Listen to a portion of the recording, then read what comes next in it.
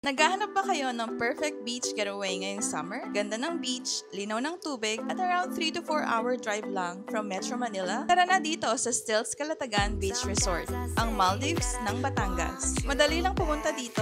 Kung may sarili kayong sasakyan, ipin nyo lang sa Google Maps ang Stilts Calatagan Beach Resort. Kung magko-commute naman, pwedeng sumakay ng van sa Calatagan Terminal na located in between Metro Point Mall and Kabayan Hotel sa Pasay. Or mag-bus sa DLTP Terminal sa Buendia. Baba kayo sa Calatagan Town proper, then take a tricycle to Stilts. Maraming pagpipilian sa inyong stay. May floating cottages para sa overwater experience parang nasa Maldives. Meron ding mga beach cottages kung gusto mo ng stay na malapit sa dagat. At mga tree houses para sa nature vibes at unique na experience. Ang overnight rate starts at 5,000 pesos, good for 2 persons na, with complimentary breakfast buffet.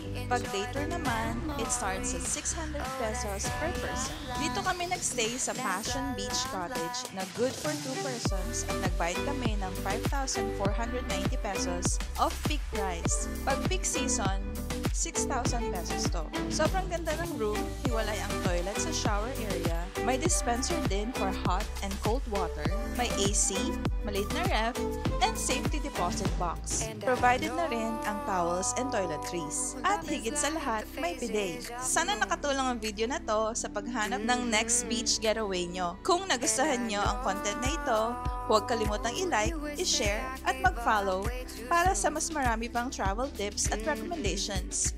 See you sa next adventure!